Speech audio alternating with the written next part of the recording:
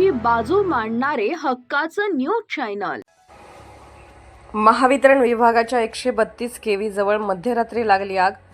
Chalisgaon Hirapur road भागातील 132 kV सबस्टेशनमधील मेहून बारेकडे जाणारी cable blast झाल्याने आग लागल्याचा प्राथमिक अंदाज आहे। 132 केव्ही येथील विद्युत मंडळ अभियंता सूर्यवंशी यांनी अग्निशमन दलास फोन केल्याने तात्काळ दल तेथे हजर झाले। अग्निशमन दलाचे प्रमुख अक्षय घुगे यांच्या मार्गदर्शनाखाली चाळीसगाव नगरपालिकेच्या 2 अग्निशमन दलाच्या बंबांनी ही आग विझवली। अचानक मध्यरात्री आगीचे लोट दिसल्याने आग लागल्याचा प्रकार समोर आला।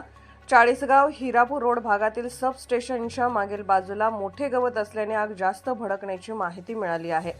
अग्निशमन दलाने वेळेवर आगीवर नियंत्रण मिळवल्याने आग आटोक्यात आली आहे। या आगीत महावितरणचे साहित्य मोठ्या प्रमाणावर जळून खाक झाल्याची प्राथमिक माहिती मिळाली आहे।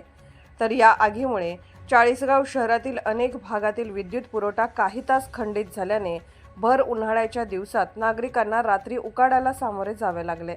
अग्निशमन दलाचे जवान ईश्वर पाटील, रमेश राठोड, चंद्रकांत राजपूत, संदेश पाटील, राहुल राठोड, विशाल मोरे, शशिकांत चौधरी यांच्या शर्थीच्या प्रयत्नामुळे ही आग यशस्वीरित्या आटोक्यात आली आहे।